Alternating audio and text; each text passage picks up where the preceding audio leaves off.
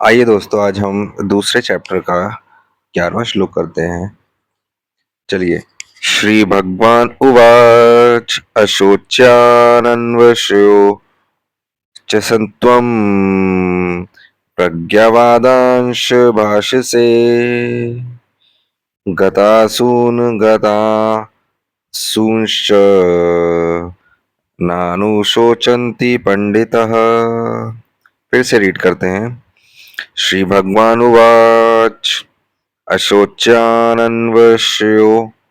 च सन्त्वं प्रज्ञावादांश्च भाषसे गतासूनगतांशुच नानुशोचन्ति पंडितः।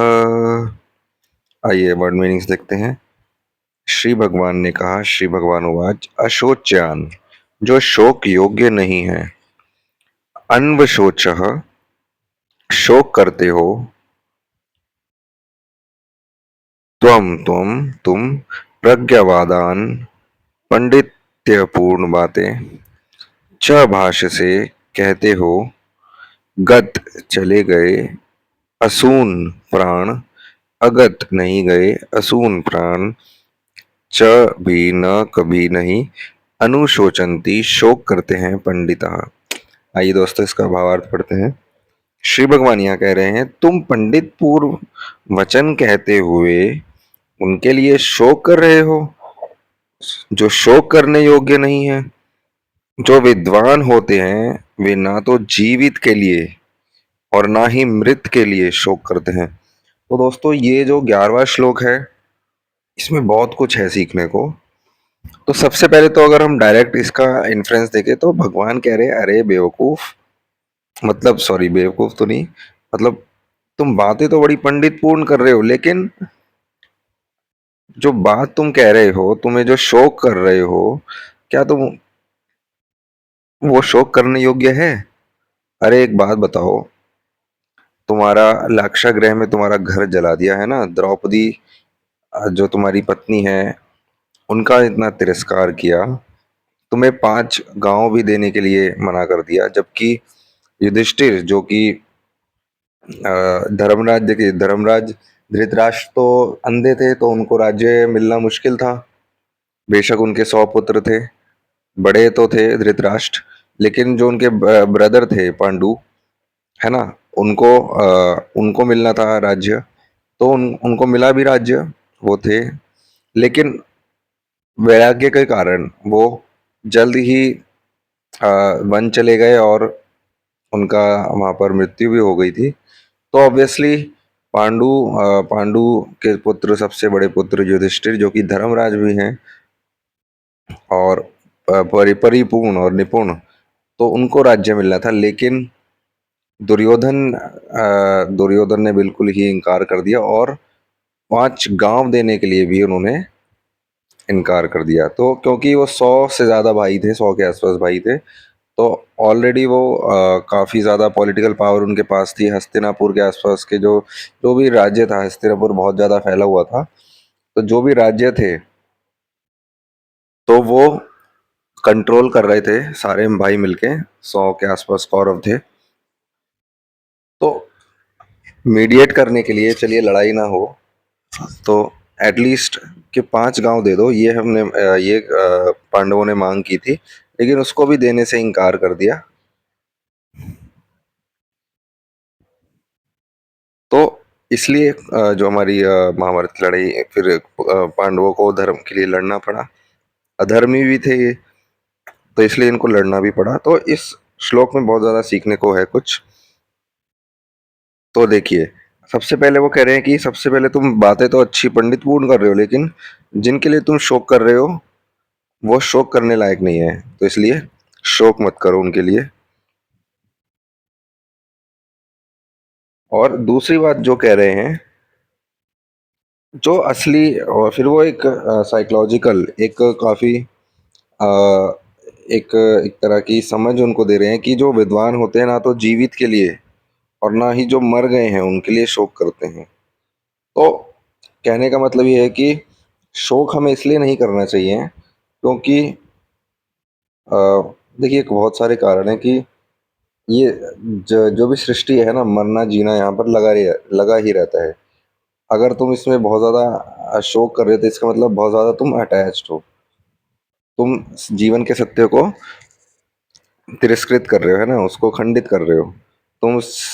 तुमने उस सत्य को आत्मसात नहीं करा कि जो भी है ना, उसकी एक अवधि है, और जीवन मरण चलता रहता है, और ये एक तरह का चक्र है, एक तरह का साइकिल है। जैसे हम साइंस में भी पढ़ते हैं साइकिल्स, तो एक तरह का साइकिल है ये, है ना।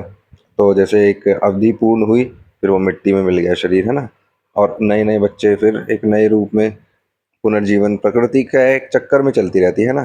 जैसे सुबह फूल खिलता है, रात को मुरझा के वो अगेन मिट्टी में मिल जाता है। अगेन एक जो कली होती है अगले दिन फिर खिल जाती है, और पूरे दिन वो अपनी खुशबू और सुंदरता फैलाती है, और शाम तक वो सूख के नीचे जमीन में गिर जाती है। तो हर एक चीज की एक अवधि है ना, एक साइकिल है। उस साइकिल में वो चलता रहता है, चलता रहता है ना। तो इसलिए कृष्ण जी हमें यही कह रहे हैं, एक साइकोलॉजिकल कह रहे हैं कि ना तो जीवित के लिए शोक करता है जो विद्वान होता है, और ना ही जो मृत है, मरे हुए भी हमारे सगे संबंधी, उनके लिए भी वो शोक नहीं करता। तो एक बहुत बड़ा मैसेज यहाँ दे रहे हैं कृष्ण जी हमें, हमारी लाइफ में अप्लाई करने के लिए, कि जो मर चुका है ना, उसके लिए, जो खत्म हो चुका है, मृत मतलब जो बीत चुका है, उसके लिए तुम शोक मत करो, है ना। और जो चल रहा है ना, जो जीवित है, उनके लिए तो शोक क्यों करोगे कि वो मर जाएंगे, है ना। तो बहुत इसकी कई लेयर्स हैं, कई लेवल्स हैं थिंकिंग के, जो हम जिस लेवल पे इसको जानना चाहें। देखिए हर एक श्लोक गीता का अलग अलग लेवल पे आप समझ सकते हैं ना, बहुत सारी परतें होती हैं।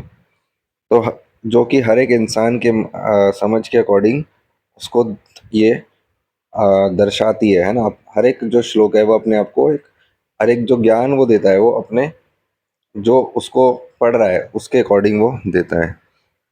तो कृष्ण जी यही कह रहे हैं कि यार तुम पंडित पूर्ण बातें तो कर रहे हो, बट जो तुम शोक कर रहे हो वो शोक करने योग्य नहीं है, जिनके लिए तुम्हें शोक हो रहा है ना। तो अभी तक हमने पढ़ा था कि अर्जुन एकदम ही साइकोलॉजिकली डिवास्टेटेड है ना, बिल्कुल ही वो समर्पित हो चुका है, उसने सारी आस छोड़ दी है, वो बिल्कुल भी लड़ना नहीं चाहता। उसे अपने अपने अपने जो सगे संबंधी हैं, अपने जो गुरुजन हैं, अपने जो जो आप उनके पिता समान भीष्म है जो है ना, उनके पिता के समान है, सॉरी पिता नहीं दादा के समान है उनके भीष्म, उनको उनसे लड़ना पड़ेगा, उनको मारना पड़ेगा, उनके ताऊ जी को उनको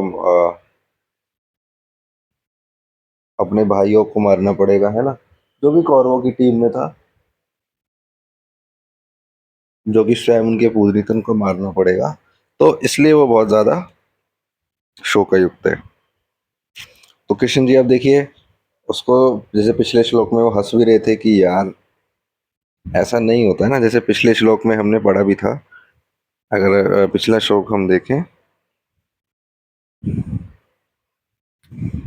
एक सेकंड,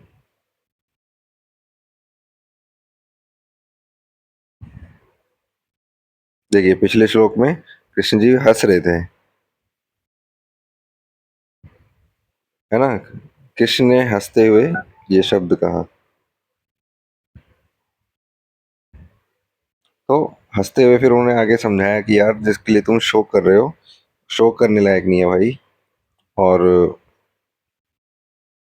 उन्होंने एक काफी अच्छी एक सिंपल सी बात कही कि जो विद्वान होता है, मतलब जो ज्ञान, विद्वान का मतलब जिसको की ज्ञान की आत्मसात जिसने कर रखा है ना, जिसने ज्ञान को अपने अंदर स्थित कर रखा है, जो ज्ञानी है, उसके लिए ना तो जीवित के लिए वो शोक करता है ना, उसके अंदर शोक नहीं होता। शोक का मतलब एक दुख, है ना, एक अटैचमेंट, एक मोह, वैसा शोक वो उसके अंदर होता ही नहीं है। अगर है तो यानी वो ज्ञान में स्थित नहीं है, यानी वो भटक रहा है ना इस जिंदगी में। तो आइए नेक्स्ट श्लोक फिर देखते हैं।